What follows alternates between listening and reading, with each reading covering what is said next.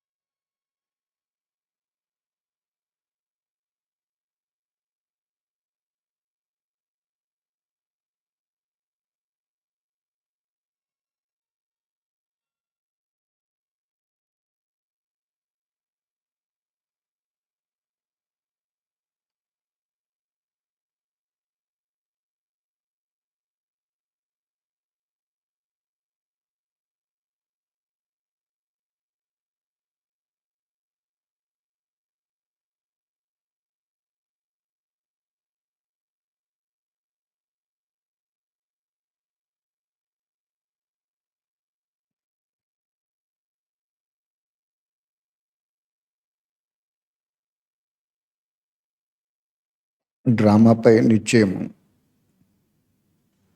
బాబాపై నిశ్చయం, స్వయంపై నిశ్చయం. ఈ మూడు బాబా చెప్పారు. ఎవరైతే ఈ మూడెట్లపై నిశ్చయం పెట్టుకుంటారో వాళ్ళు తప్పకుండా పాశవిధానులు అవుతారు. డ్రామాని ఎవరు మార్చలేం, మనం బాబా కూడా మార్చరు, బ్రహ్మ కూడా కొంచెం కూడా మార్చలేరు. ఇది ఫిక్స్డ్ డ్రామా. అంచేత ఏది జరుగుతున్నా సాక్షిగా చూస్తూ నేర్చుకోవాలి. అలా జరిగిందేంటి, ఇలా జరిగిందేంటి అని మనం అనుకోకూడదు. ఫిక్స్డ్ డ్రామా ఇది. స్వయంపై నిత్యం మనం ఒక ఆత్మ 84 జన్మలో ఎవరెవరితో పాత్ర అభినయిస్తామో ఎవరు ఏ జన్మలో కూడా మనకు శాశ్వతం కాదు. మనం స్వయం బాబాతో ఉండటమే అది నిత్యం, స్వయంపై నిత్యం. ఈ జన్మలో ఉన్న సంబంధికులు మళ్ళీ జన్మలో ఉంటారని నమ్మకం లేదు కదా. మళ్ళీ కొత్త సంబంధాలు రావచ్చు, బాధ పెట్టే సంబంధాలు రావచ్చు, లేదా సుఖాన్ని ఇచ్చే సంబంధాలు రావచ్చు.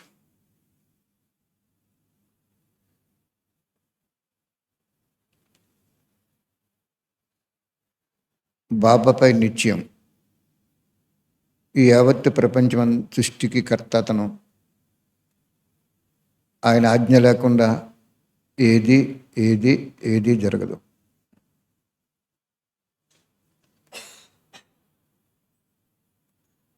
బాబాపై నిత్యం ఉన్న వాళ్ళు ఇంక పూజ చేయరు.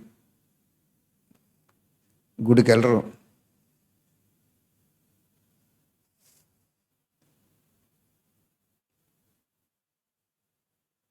భగవంతుడి బహురూపని బాగా అర్థమైపోతుంది వాళ్ళకి.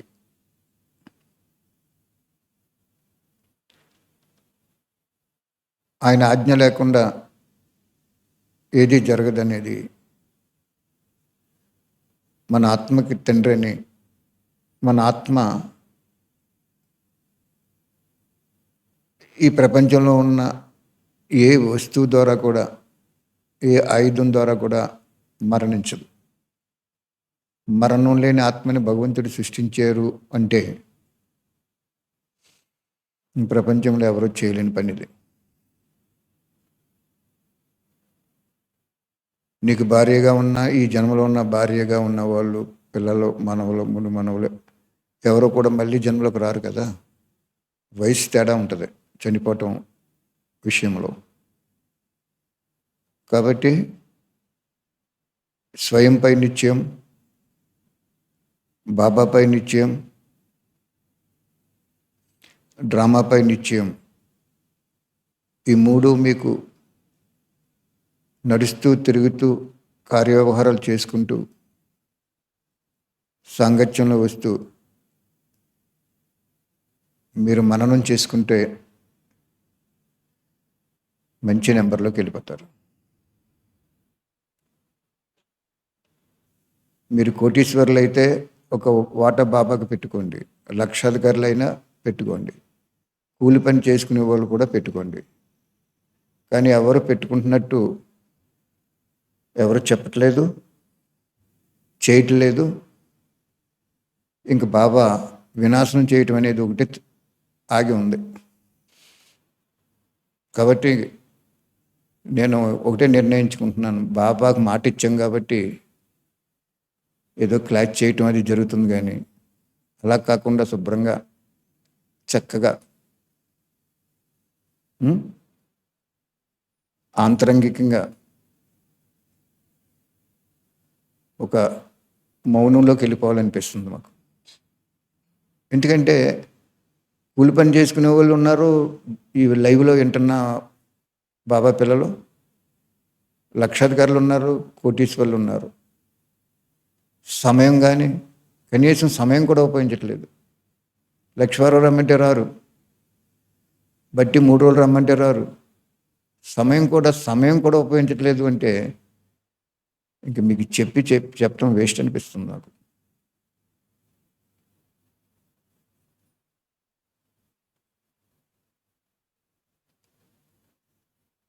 మీ సమయం ఎక్కడ ఉపయోగిస్తున్నారు? మీ జీవిత భోజనానికి, మీ పిల్లల్ని రక్షించుకోవడానికి ఉపయోగించుకుంటున్నారు. శక్తి కూడా అదే దానికే ఉపయోగించుకుంటున్నారు. నారు పోసినట్టు నీరు పోస్తాడు. మీ పిల్లల్ని, మిమ్మల్ని మీరు ఎవరు రక్షించక్కర్లేదు. మీకు పెళ్ళి అయిన తర్వాత భార్యకి ఇచ్చిన కట్నమే ఆ భార్య ఆ కట్నంతో బతికేయగలదు ఆవిడ. కాబట్టి చాలా అనుభవం చేస్తున్నారు బాబా నాకు. నువ్వు ఇంకా ఏకాంతవాసిగా వెళ్ళిపో అన్నట్టుగా అనుభవం చేస్తున్నారు బాబా. నేను ఏకాంతవాసిగా వెళ్ళిపోయినంటే ఆ కట రూమ్లో శుభ్రంగా ఏసీ వేసుకుని ఒక్కొక్క పాట పెట్టుకుని చక్కగా వాణీలు చదువుకుని జీవితం గడిపేయగలదు. నేను చేతున్న మళ్ళీ ఎటువంటి భగవంతుడు దభించడం. ఆ శక్తి, సమయం, ధనం మీకోసం మేమెందుకు వేస్ట్ చేయాలి?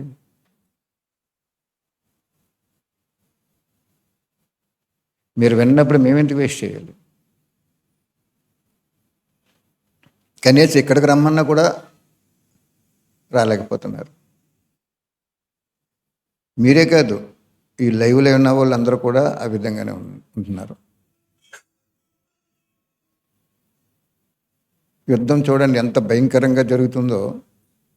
భగవంతుడు సృష్టించిన భూమిలో పెట్రోలు కారుకి కావాలి.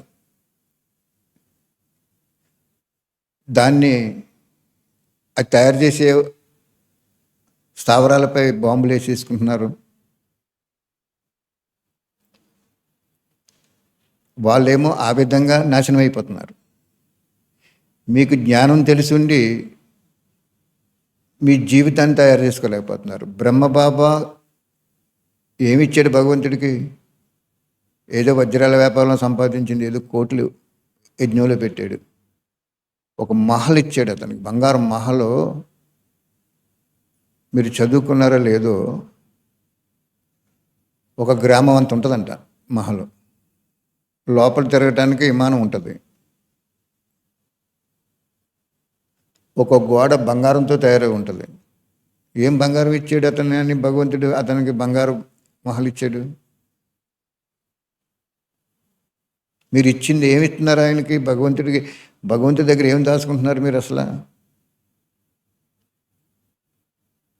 మార్చి నెల అయిపోతుంది, 3 నెలలు అయిపోయింది అప్పుడే.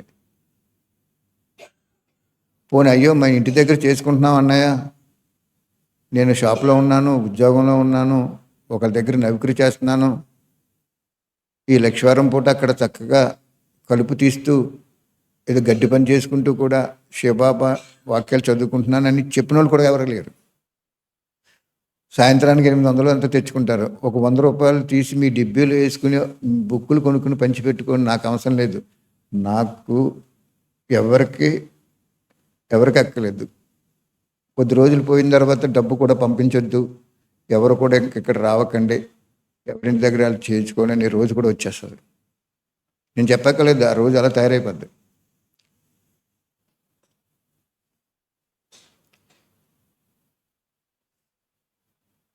నెలకొక రోజు మా ఊళ్ళో బట్టి పెట్టండి అని ప్రేమగా వచ్చి అడుగుతారు అనుకున్నాం మనం.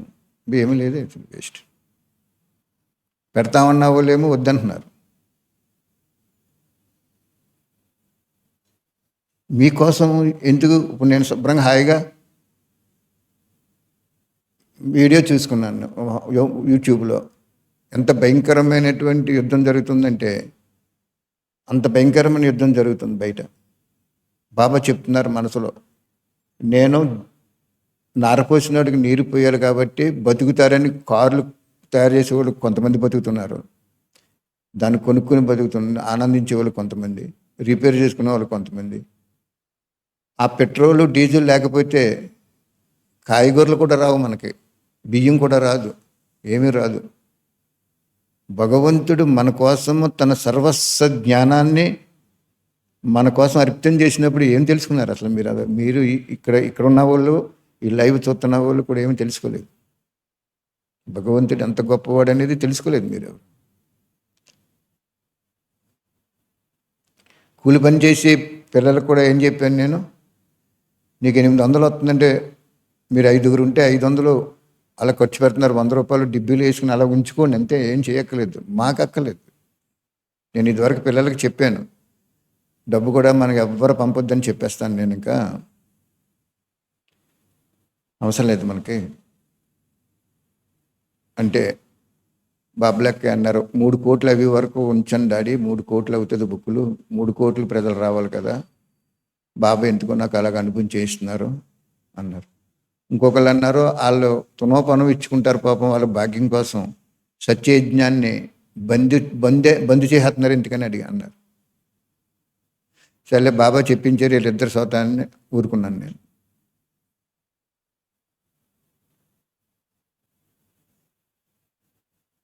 సమయము, శక్తి, ధనం ఉపయోగించకపోతే ఏంటి ఉపయోగం? మీరు అసలు బాబాకి ఏంటి ఉపయోగం?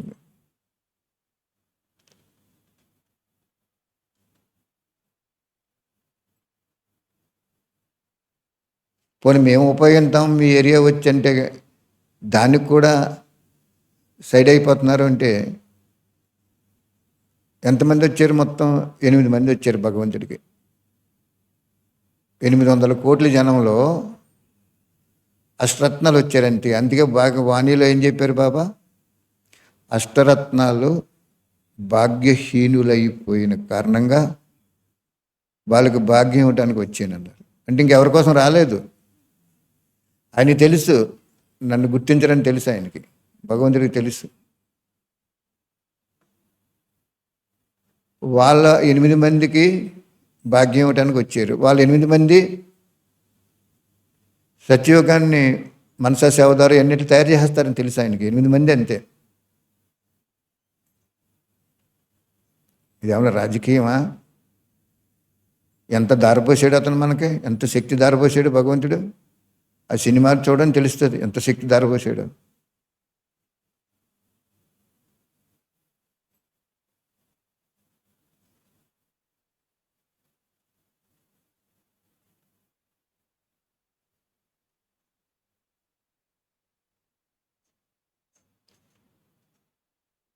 ఒక రోజు వెళ్ళి ఎక్కడైనా సేవ చేసుకోండి, బుక్కులు ఉచితంగా ఇస్తా ఉన్నా కూడా చేసుకోవట్లేదంటే మీ మనస్సు దైనందిక జీవితం మీద ఎంత బందీ చేసేసిందంటే ఇనప సంఖ్యల కింద బందీ చేసేసింది మిమ్మల్ని అందరినీ.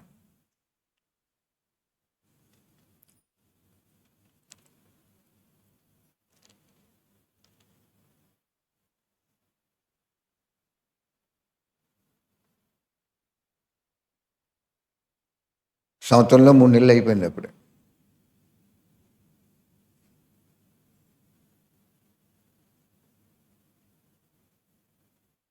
మీకు అవసర సమయంలో సహయోగం చేయడు. ఏదో బాబాని తెలుసుకున్నారు కాబట్టి స్వర్గంలో ఏ ప్రజల కిందో ఎక్కడో అక్కడ వేస్తాడంతే, సహయోగం చేయడు మీకు. మీరు సమయం సహయోగం చేయలేదు కదా, సంకల్పమే సహయోగం అవ్వలేదు కదా మీకు.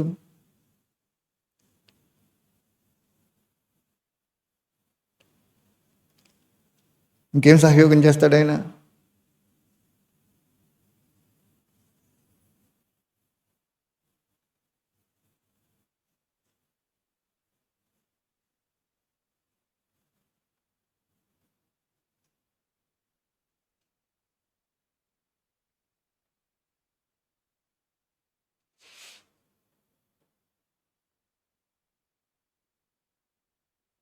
బయట నుంచి బోల్ ఆఫర్స్ వస్తున్నాయి.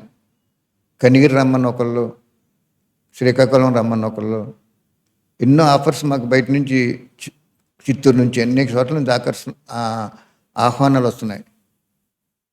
1వ తారీఖు నేను బయలుదేరాను అంటే పిల్లలు మేము మళ్ళీ 1వ తారీఖుకి వస్తాం ఇక్కడికి. అటువంటి ఆపర్చునిటీ అక్కడ ఉంది మాకు.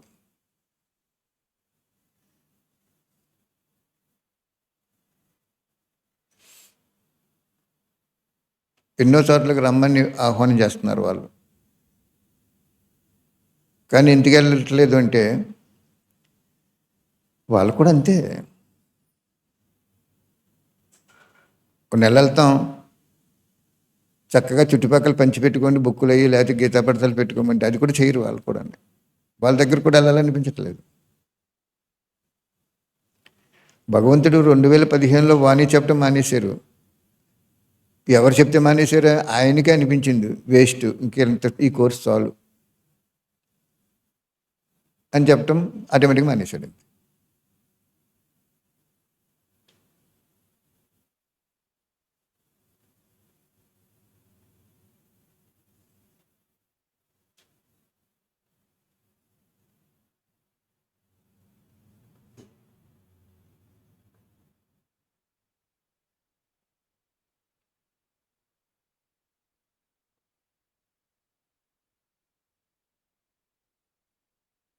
చూసుకోండి, మీ చేతులారా మీ సౌభాగ్యాన్ని బాబా వాణిలో చెప్పాడు. నేను ఇచ్చే సౌభాగ్యాన్ని మీ చేతులారా తగలబెట్టుకుంటున్నారని కూడా చెప్పాడు. ఆయన నోటంపడ అటువంటి మాటలు రాకూడదు. భగవంతుడి నోటంపడ పిల్లల్ని మీ చేతులారా మీ సౌభాగ్యాన్ని తగలబెట్టుకుంటున్నారని కూడా వాణిలో డిక్లరేషన్ ఉంది. నేను అనుకున్నాను, ఎందుకు బాబా మీ నోటంపడ ఇంత మాటలు వచ్చినాయి అంటే, నా విలువను తెలుసుకోలేకపోయారు వీళ్ళందరూ. నువ్వు తెలుసుకున్నా కూడా చెప్తున్నాను ఈ విషయం. ఇప్పుడు ఆయనకు వచ్చినలాగా నాకు వస్తుంది ఇక్కడ. వేస్ట్, వీళ్ళ గురించి ఎనర్జీ వేస్ట్. ఇప్పుడు నేను శుభ్రంగా ఆ యూట్యూబ్లో అవన్నీ చూసుకుంటూ బాబా డ్రామా ఎలా జరుగుతుందా, ఇలా అయిపోతుందా, వాళ్ళకు వాళ్ళు నాశనం చేసేసుకుంటున్నారా, వాళ్ళ ధనం నాశనం చేసేసుకుంటున్నారా, వాళ్ళ రాజ్యంలో బికర్లుగా చేసేస్తున్నారా, ఈ టైప్లో నేను చూస్తున్నాను. అలాగా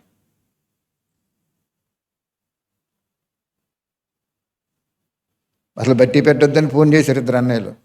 బట్టి పెట్టొద్దు, సిలిండర్ లోడ్ చేయమని. తీసి ఆ దూరం నుంచే ఆ సంకల్పం పక్కన పాడించేశారు బాబా.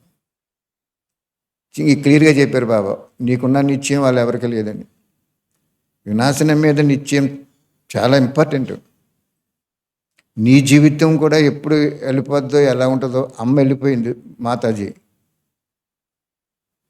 మజ్జిగేసి, మాకు డబ్బులు లేక మజ్జిగేసి తినేవాళ్ళం మేము. ఒకళ్ళు పాలు కొనుక్కుని మజ్జిగతో పాలు పెరుగు తోడెట్టడానికి కూడా అన్ని డబ్బులు లేక ఆవిడకి పాపం పెరుగు ఇష్టం, అరటిపళ్ళు ఇష్టం.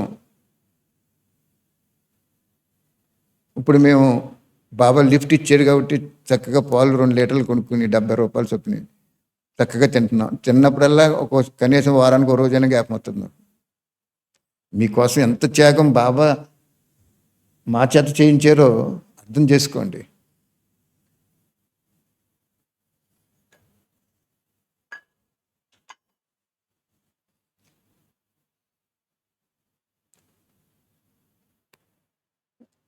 నీళ్ళు కలుపుకుని ఆ మజ్జిగ ఆ పెరుగుని గెలకొట్టేసుకుని మా అందరికి వేసి ఆవిడ తినేది. ఎంత బతికి అంతిమ జన్మలో ఇలా చేశారు బాబా. అలా మేము చేసుకున్నాం కాబట్టి, ఇముడ్చుకున్నాం కాబట్టి, బాబా సేవలో పెట్టుకోవాలని సంకల్పం ఉంది కాబట్టి దేహానికి కూడా పెట్టుకోకూడదు. బాబా అనేక దేహాలు ధరించిన ఆత్మలకి జ్ఞానం చెప్పాలి, డబ్బులెట్టి అనుకున్నాం కాబట్టి ఇంత మహాయజ్ఞాన్ని ప్రసాదించాడు బాబా.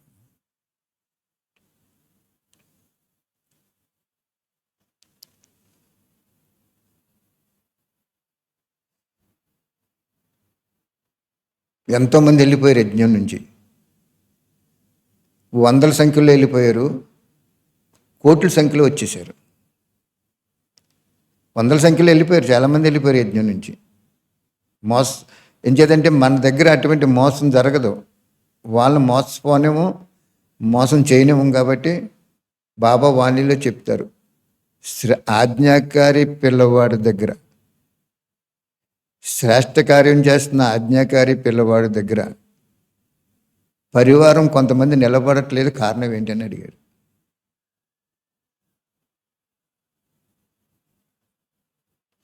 శ్రేష్ఠ కర్మ చేసే ఆజ్ఞాకారి పిల్లవాళ్ళ దగ్గర కొంతమంది వెళ్ళిపోతున్నారు, దూరం అయిపోతున్నారు, కారణం ఏంటని అడిగారు బాబు. వాళ్ళ కర్మల ఖాతా అని చెప్పారు. వాళ్ళ కర్మలు ఎలా ఉంటాయంటే ఇక్కడ సాగం. రెండోది ఏమన్నారంటే బాబా మీకు ఒక పరీక్ష రూపంలో రావచ్చు. 3 ఏమన్నారంటే మీకు కూడా ఖాతా ఉండొచ్చు అన్నారు. నువ్వు కూడా ఎప్పుడు ఎవరినో పాడు చేసి ఉంటావు ఏదో జన్మలో.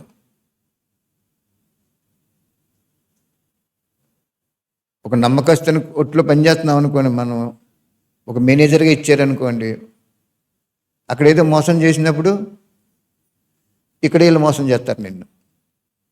అదొక కథ. పరీక్ష రూపంలో కథ. మన పరీక్ష రూపం ఉండదు, నిమిత్తాత్మక ఖాతా ఉండదు.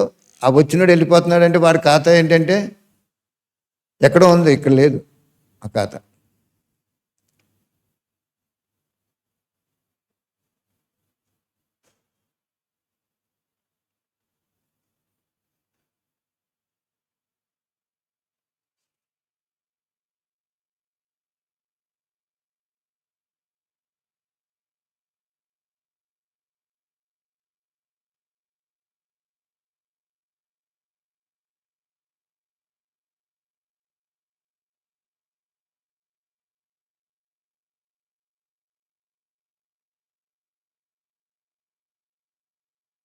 మార్చి నెల వచ్చేసింది, ఇప్పుడు అయిపోతుంది కూడా.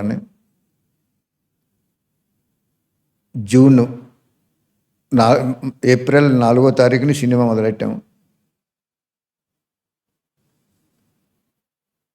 ఈ సంవత్సరం ఆఖరికి భగవంతుడు వీరబ్రహ్మం కూడా చెప్పించాడు చూడండి, యూట్యూబ్లో చెప్తున్నారు. అది చూసి కూడా మీకు స్పందన రావట్లేదు.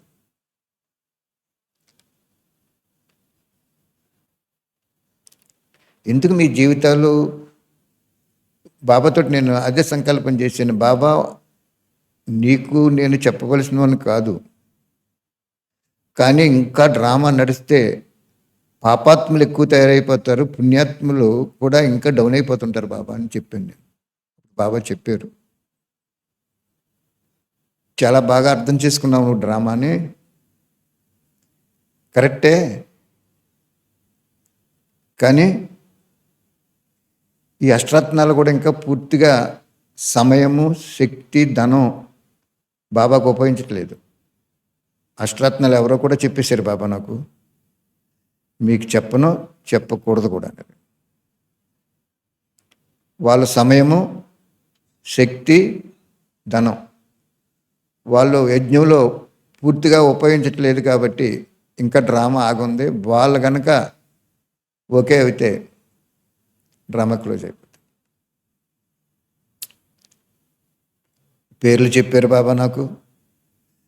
ఆ పేర్లు చెప్పిన వాళ్ళకి కూడా నీ పాత్ర, నీ జన్మ ఇదే, ఇటువంటిదని కూడా చెప్పాం. బ్రహ్మబాబా వజ్రాల గోధుమలు తూకం చేసేవాడికి ఏమైనా తెలిసేని కృష్ణుడు అవుతాడండి.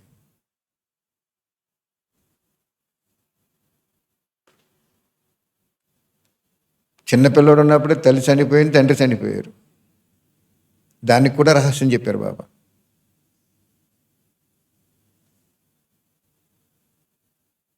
కృష్ణుడికి కూడా చిన్నతనంలో తల్లిదండ్రులు ఎందుకు చనిపోయారు అనేది కూడా రహస్యం చెప్పారు.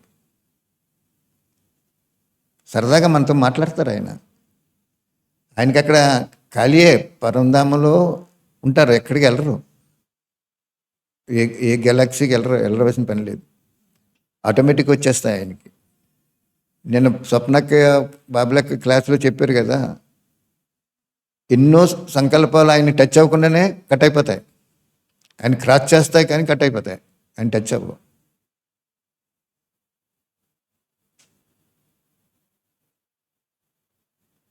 మేమేమనుకున్నాం, 10 లక్షల రూపాయల కారు చక్కగా ఎక్కువ మైలేజ్ వచ్చేది కొనిపెట్టాడు బాబా అంటే, బాబా చక్కగా మళ్ళీ సేవ చేసుకో, ఆదిలో జరిగిన సేవ మళ్ళీ చేసుకో అని చెప్పి నాకు చెప్పారు బాబా.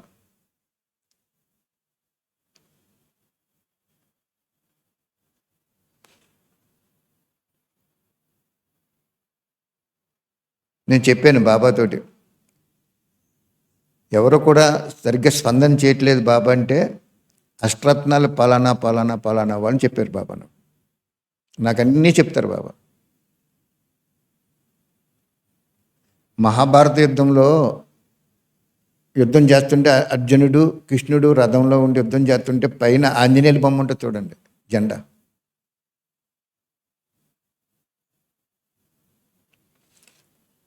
ఆ ఆంజనేయులు ఆ జెండా ఆ రథంపై లేకపోతే ఏటండి, కృష్ణుడు ఉన్న రథం, అర్జునుడు ఉన్న రథాన్ని కూడా శత్రులు కొట్టేస్తారట, తునాతునకలు అయిపోద్దట.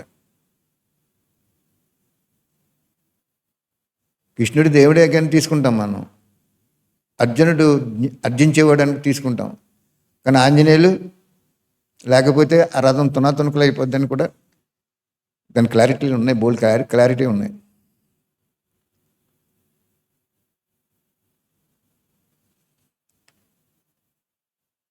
రాముడు మధ్యలో ఉంటాడు, సీత ఎడం చేతి పక్కన ఉంటుంది, లక్ష్మణుడు కుడి చేతి పక్కన ఉంటాడు.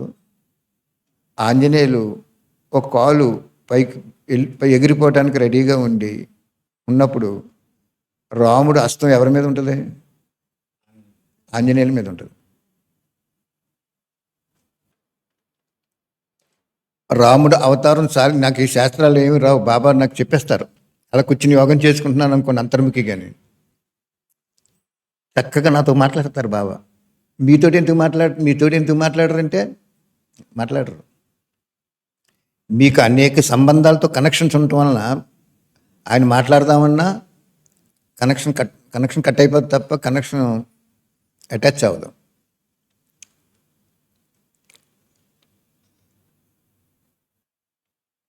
వెళ్ళిపోతున్నప్పుడు అతను రాముడు అవతారం సాధించినప్పుడు సీతాదేవి ఆ మెల్లో ఉన్న హారం తీసి ఆంజనేయులు మెల్లో వేస్తుంది. నీకేం కావాలని కోరుకోమంటే ఆయన ఏం కోరుకోడు. వీళ్ళు వెళ్ళిపోతున్నారు, ఇంకా అవతారం సాధించేశారు. అప్పుడు ఆ మాల, సీత అంటే ఎవరు? ఆత్మలో. రాముడు అంటే ఎవరు? శివపరమాత్మ. లక్ష్మణుడు అంటే ఎవరు? బ్రహ్మబాబా. బాబా క్లియర్గా చెప్పారు నాకు. అలా ఎవరో రాయటం కాదు, బాబా క్లియర్గా చెప్పారు. వీళ్ళు ఏం చేశారు? ఈ మాలలోకి రావటానికండి ఆవిడ మెల్ల ఉన్న మాల ఆంజనేయులు మెల్ల వేసింది. ఆంజనేయులు ఆ తీసి బయటికి తీసి పూస కొరుకుతాడు. కొరికితే అందులో రామనామస్వరం ఉండదు, ఆ పక్కన పాడేస్తాడు అది. అందుకే మీకు నేను చెప్తున్నాను, నేను మీకు అష్టరత్నాలు ఎలా వస్తారో చెప్తాను. నేను సత్యయుగంలోకి రాను. సత్యయుగంలో శివబాబా ఉన్నాడు కాబట్టి రాను. అదే అక్కడ ఆంజనేయులు ఏం చేస్తాడంటే, నువ్వు 108 మాలలోకి వెళ్ళొచ్చు, అష్టరత్నాల్లోకి వెళ్ళొచ్చు అమ్మా, నన్ను రమ్మని నాకు దండేసావు, నేను రాను అని సూక్ష్మార్థాలు ఇవన్నీ కథలు అల్లించి చెప్తారు, సారాన్ని పక్కన పడేస్తాడండి. అప్పుడు రాముడు వరదానం ఇస్తాడు. నేను మహాభారతం అది అక్కడక్కడ చదివినప్పుడు మామూలుగా చదివితే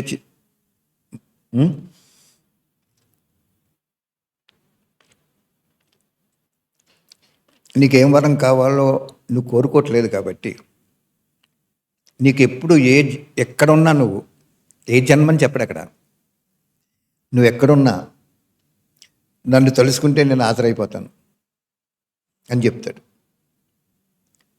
ఈ ఆంజనేయుడు అలా సైలెంట్గానే ఉంటాడు. అప్పుడు రాముడు ఏం చెప్తాడు మళ్ళీని, అసలు నీకు ఆపదే రాదన్నాడు.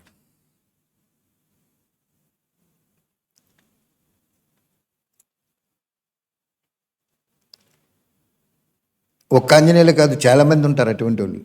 కానీ మిమ్మల్ని అలాగా తయారు చేసుకోండి, సమయము, శక్తి, ధనం 3 ఇంపార్టెంటు అని చెప్తే గడప దాటగానే 4 కవులు చెప్పుకుని వెళ్ళిపోతారు. నన్ను పొగుడతారు, నన్ను పొగిడితే మీకేం వస్తుంది?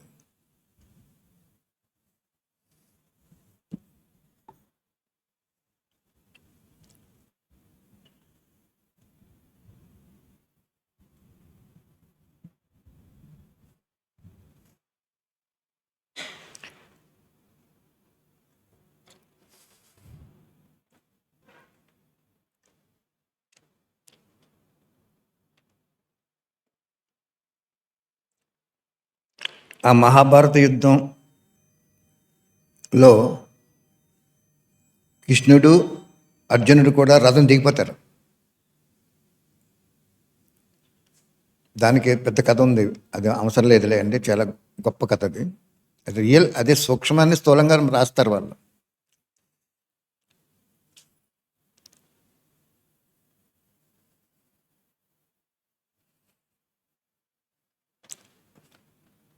దానికంటే ముందు ఆంజనేయులు దిగిపోతాడు. ఆంజనేయులు దిగిపోయింది కాబట్టి ఆతలో వెళ్ళేసిన బాణం దీన్ని కట్ చేస్తుంది కాబట్టి వాళ్ళు దిగిపోయి వాళ్ళకి రక్షింపబడ్డారు. అంచేత డ్రామాలో ఈ మహావినాశనం అయిపోయే ముందే, ఇంక డ్రామా క్లోజ్ అయిపోయే ముందే ఇవన్నీ కట్ అయిపోతాయి. ఇంకా మీకు ఇటువంటి సెంటర్లు ఉండటం కానీ, చెప్తాలు కానీ, మీరు సేవ చేయటాలు కానీ, మీ ధనం ఉపయోగించుకోవటాలు కానీ అన్నీ ఏమి ఉండవు, క్లోజ్ అయిపోతాయి. ఆ రథం మెస్ అయిపోతుంది. అతల వాళ్ళు ఎవరో, అతను పేరు నాకు గుర్తులేదు, అతను కొడితే మెస్ అయిపోతుంది. ఏం చేత ఆంజనేయుని ముందు దిగిపోయాడు. అది కృష్ణుడు, అర్జునుడు గ్రహించి వాళ్ళు దిగిపోతారు. దిగిపోయిన వెంటనే ఒక బాణం వచ్చి మొత్తం రథాన్ని మసి చేస్తారు. అంటే ఏంటి? ప్రపంచం నాశనం అయిపోద్ది అన్నమాట. ఈ కృష్ణుడు, ఈ అర్జునుడు, ఈ ఆంజనేయులు శరీరాలు వదిలేసినట్టు ఇంకా వాళ్ళు, ఈ ప్రపంచం బూడిదైపోయింది అన్నమాట.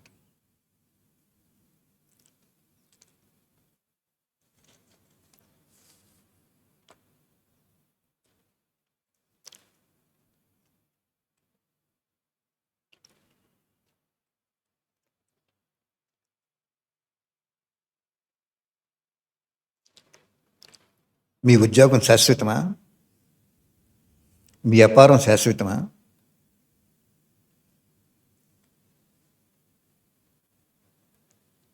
ఏది శాశ్వతం?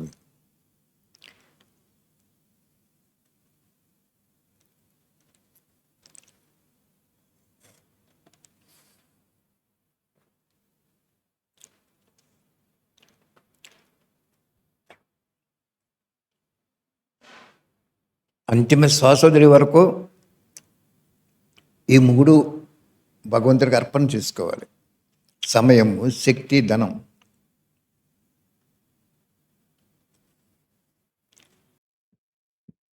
శరీరం అందరూ వదిలేసిన తర్వాత అష్టరత్నాలు అవ్వవలసిన వాళ్ళు కూడా శరీరం వదిలేసి ఆత్మలన్నీ పరంధామకి వెళ్ళిపోతాయి.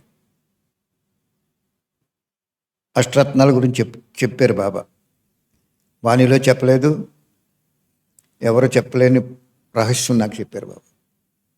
మీకు ఒళ్ళే వింటే పోయింది ఏముందని చెప్తున్నాను నేను. కొన్ని కోట్లు ఇచ్చినటువంటి రహస్యం చెప్పకూడదు మీకు. ఏం చేద్దంటే కొంతమంది నమ్మక విశ్వాసం కోల్పోతారు.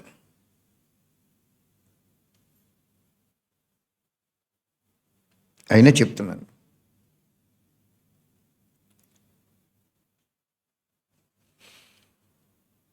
ఫస్ట్ బ్రహ్మ, మమ్మ, లక్ష్మీనారాయణలుగా పాత్ర అభినయిస్తారు. వాళ్ళకి 75 సంవత్సరాలు, సాకారవాణిలో ఉన్నాయి ఈ పాయింట్లన్నీ. 75 సంవత్సరాలు వచ్చేటప్పటికి కొడుకు పుడతాడు. 8 సంవత్సరాల తర్వాత కూతురు. ఇద్దరే సంతానం. అన్ని రసాలు అక్కడ బ్యాలెన్స్గా ఉంటాయి సత్యయుగంలో. ఈ కలియుగంలో ఒక్కో రసం ఒక్కొక్కటి వినాశం చేసుకుంటూ వచ్చేస్తుంది. వ్యభిచారం అని రకరకాల, అలాగా చెప్పాలంటే అక్కడ అన్ని రసాలు సంసారం యోగ్యంగా, అన్ని రసాలు సమానంగా లోక కళ్యాణం కోసం, స్వయం ఆనందం కోసం, లోక కళ్యాణం కోసం ఉంటాయి.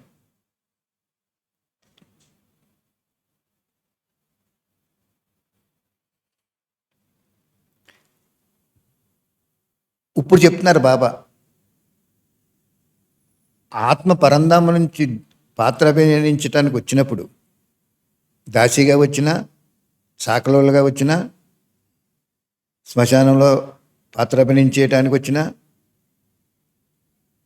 ఫస్ట్ సెకండ్ కృష్ణుడిగా వచ్చినా, కిందకి దిగిన తర్వాత మళ్ళీ పైకి వెళ్దాం, పై పోస్ట్కి వెళ్దాం. అర్థమైందా మీకు? ఆత్మ కింద దిగిపోయిన తర్వాత డిగ్రేడ్ అయిపోద్ది. కారు కొత్తదే, 3 కోట్లు ఉందో కారు, అది గోతులో పడింది అనుకోండి, చక్రము కిందకి వెళ్ళి పైకి వస్తే తప్ప బాడీకి రాదు, మనకు రాదు.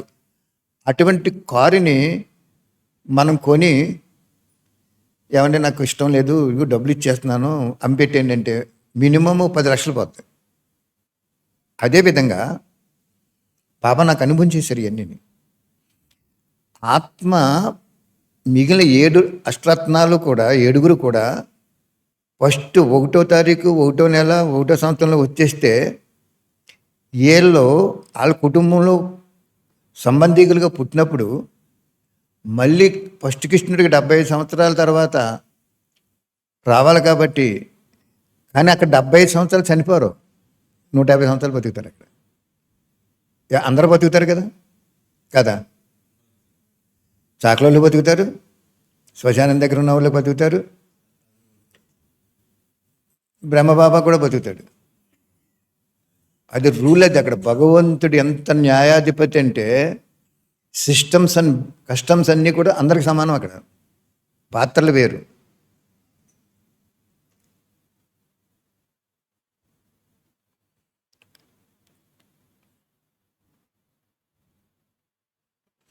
అంచేత ఆత్మ దిగిపోయినాయి అనుకోండి, 7 అష్టరత్నాలు భూమి మీద పాత్ర అభినయించడానికి వచ్చేసినాయి అనుకోండి, మళ్ళీ ఏ గ్రేడ్ అవ్వదు అక్కడ. మళ్ళీ కారుని కిందకి ట్రైల్ తీసి మన పేరుని ఓకే చేసేసి డబ్బంతా కట్టేసిన తర్వాత, ఏమన్నా నాకు ఆ ట్రైల్లోనే నచ్చలేదు, చాలా లెక్క ట్రైల్ తీసాం కదా, అమ్మేంటంటే ఓకే అమ్మేస్తామని చెప్తారు. 10%, మినిమం 10% కట్ అయిపోతుంది. ఆఫ్టర్ ఆల్ ఒక మనిషి తయారు చేసిన ఒక సుఖానికి తయారు చేసిన ఒక వస్తువే అంత లాలో నడుస్తుందంటే సృష్టి ఎలా నడుస్తుందో చెప్పండి.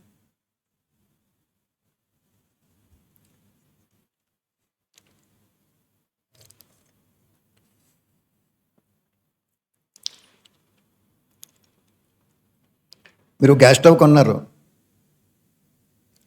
2 రోజులు వాడుకున్న తర్వాత ఇచ్చేశారు. అదేం చేస్తాడు? ఇంకోటి పట్టుకెళ్ళమ్మా, కానీ నేను డబ్బులు ఇవ్వను అంటాడు. ఇంకా లేట్ చేశారు, నేను ఆడికి వచ్చే లాభం 500 ఎంత ఉంటుంది, 500 తీసుకుని ఇస్తానంటాడు. సామాన్య లోకంలోనే అలా నడుస్తున్నప్పుడు సృష్టికర్త 5,000 సంవత్సరాలు డ్రామాని నడపాలంటే ఎంత రూల్స్ అండ్ రెగ్యులేషన్స్ ఉంటాయో మీకు ఏం తెలుసు? ఆఫ్టర్ ఆల్ మీరు అస్సలు అతని గురించి ఏమీ తెలియదు, మీకు జీరో.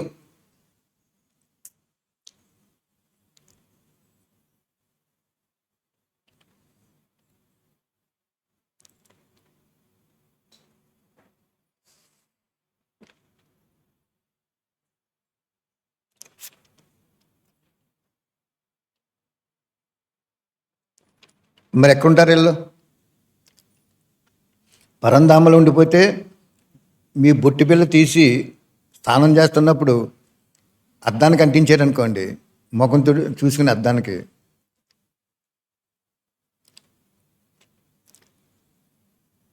అది అలాగ ఉండిపోద్ది దానికి.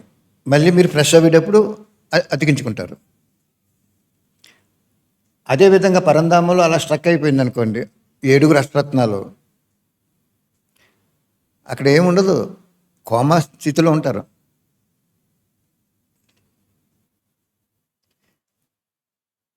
అంటే ఆ 7 కంట 9 లక్షల ప్రజల్లోకి వచ్చిన వాళ్ళు పొందే సుఖం కూడా వాళ్ళు పొందరన్నమాట.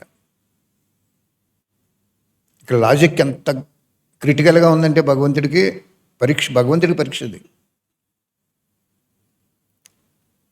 నేను ఎందుకు చెప్తున్నానంటే లైవ్లో చాలామంది ఎడ్యుకేటెడ్ ఉంటారు, వాళ్ళు అర్థం చేసుకుంటారు. ఇది మీకనే కాదు, మీరు కేవలం ఏదో ఒక చిన్న సభ కింద నడుస్తుందంటే 380-400 మంది చూస్తున్నారు.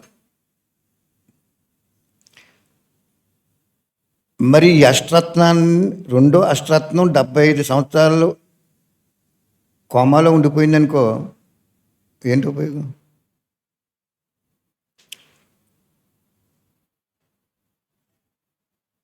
అందుకు భగవంతుడికి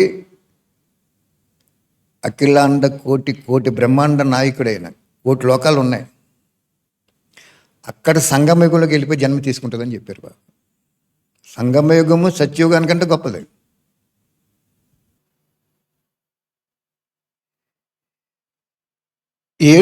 ఎనిమిదో అష్టరత్నం రావాలంటే ఇంకా సంగమయుగం 150 సంవత్సరాలు ఉందనగా రావాలి. అంటే 1250లో మిగిలిన సమయం అంతా కూడా పరంధామలో కోమలో ఉండాలి ఆత్మ. ఏంటి ఉపయోగం? బాబా ఎంత క్యాలిక్యులేటర్ అంటే సూపర్. అలా ఏంటి ఉపయోగం వాళ్ళకి?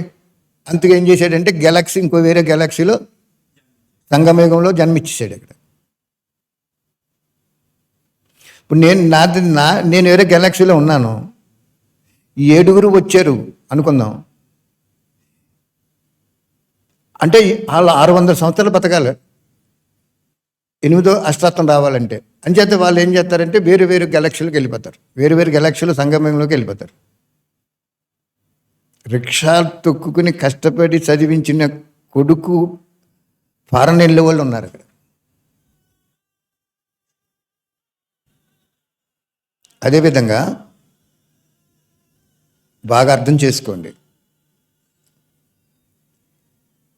ఎప్పుడైతే బాబా నన్ను ఒక అతీతమైన స్థితిలోకి వెళ్ళిపోదాం అనుకుంటున్నాను, నేను గ్రహించానండి. కొన్ని మంచినీళ్ళు ఇవ్వండి అక్క అంటే, సపోజ్ మంచి రష్గా ఉంటుంది అనుకోండి, ఒక్కోసారి బట్టి బాగా రష్గా ఉంటుంది కదా, ఆకలి వేస్తుంది, నీరసం వస్తుంది, కొంచెం నాకు వడ్డించండి అంటే అక్కడ ఆ వడ్డించి కాడ ఉంటారు తప్ప ఫోన్లో ఈ బిడ్డకి మనం స్పెషల్గా చూద్దాం అనే భావన కూడా ఉండదు. అప్పుడు బాబా చెప్పారండి, నేను తప్ప ఈ అష్టరత్నాలని, ఈ నిమిత్తాత్మల్ని నేను తప్ప ఎవరు చూడరని చెప్పారు. మీరు మామూలుగా కాపీ చేయట్లేదు కదా. 800 సంపాదించుకుని కూలి పని చేసిన రోజున ఒక 100 రూపాయలు డబ్బాలో వేసుకుని అవి బుక్కుల కింద మార్చుకుని చేసుకోమంటేనే చేయట్లేదు, అది జేబులో తీసి వేయటానికి.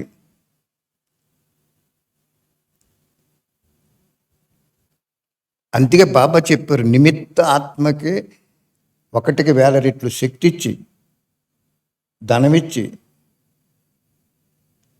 సాధనాలు ఇచ్చి, జ్ఞానం ఇచ్చి మీకు చెప్పింటాను, కొన్నాళ్ళైన తర్వాత ఆగిపోద్దని చెప్పాడు. ఇప్పటికీ ఆగిపోయింది చాలా మట్టికి, ఇంకా ఆగిపోతుంది.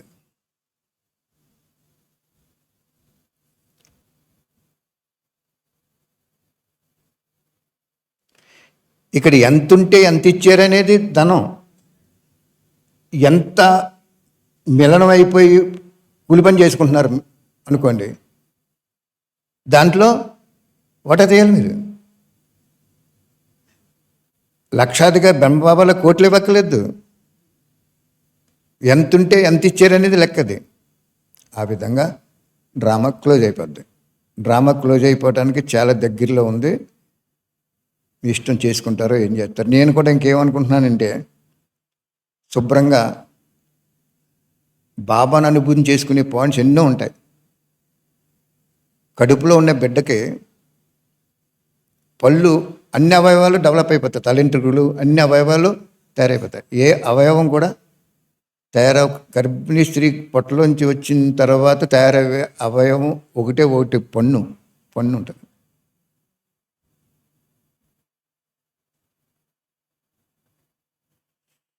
ఆ పన్ను ఎందుకు పెట్టలేదు భగవంతుడు అక్కడంటే, పాలు తాగుతున్నప్పుడు తెలియక ఆ తల్లి గాయం చేస్తాడేమో అని ఆలోచించి, అందుకే సినిమా ఏం చెప్పాడంటే మాత్రలకు అర్పితం చేయమన్నాడు బాబా. మాకేంటి అడావిడ ఎక్కువైపోయి దాన్ని ఫస్ట్ తీసుకురాలేకపోయాం. భగవంతుడు ఆ తల్లి పాలు తాగుతూ ఆ బిడ్డకి తెలియక అమాయకత్వంతో గాయం చేస్తాడేమో అని పాలు వదిలేసిన తర్వాత పళ్ళు వచ్చేలా పెట్టాడంటే ఇంకా వేస్ట్. ఇంకేం చెప్పలేదు. భగవంతుడు మనకు ఎంత ఉపకారం చేసాడు అనేది ఇంక చెప్పకలేదు మీకు. ముఖ్యంగా ప్రతి తల్లి కూడా నాకు అస్సలైన తండ్రి, అస్సలైన భర్త, భార్య, కొడుకు, కోడలు, కూతురు, ఆస్తి, ఐశ్వర్యం అన్నీ అతను అనుకుంటేనే మీరు మోక్షం పొందుతారు, జీవనముక్తి పొందుతారు.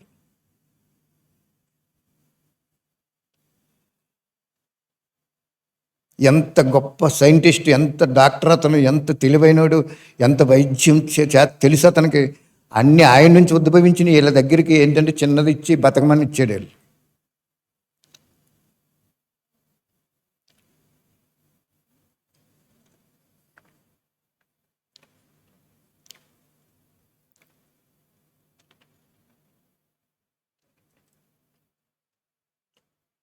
ఇప్పుడు ఏదో టీవీలో అంటే 15 నిమిషాలు ఇటువంటి విషయాలు చెప్తే 450 రూపాయలు తీసుకుంటారట. వాళ్ళు ప్రశ్నలు వేస్తారంట, మన ఆన్సర్ చెప్పాలంట. దానికి కూడా స్వప్నక్క రెడీ అయిపోతుంది. ఇటువంటివి చెప్పాలన్నమాట. అన్కామన్ పిక్యులర్ పాయింట్స్ అంటారు. రోజుకి 450 రూపాయలు ఖర్చు పెట్టి భగవంతుని ప్రత్యక్షం చేసే పాయింట్స్ చెప్తున్నామంటే, మీరు కనీసం ఒక కేజీ వంకాయలు 40 రూపాయలు ఉన్న దాంట్లో 5 రూపాయలు బుక్ పంచిపెట్టమంటే పంచిపెట్టలేదంటే అది ఇంక డ్రామాని క్లోజ్ చేసేస్తాడు. ఇంక వినరని ఎలాగైతే చెప్పకుండా మౌంట్ ఆబులో ఆగిపోయాడో అలాగే డ్రామాని క్లోజ్ చేసేస్తాడు.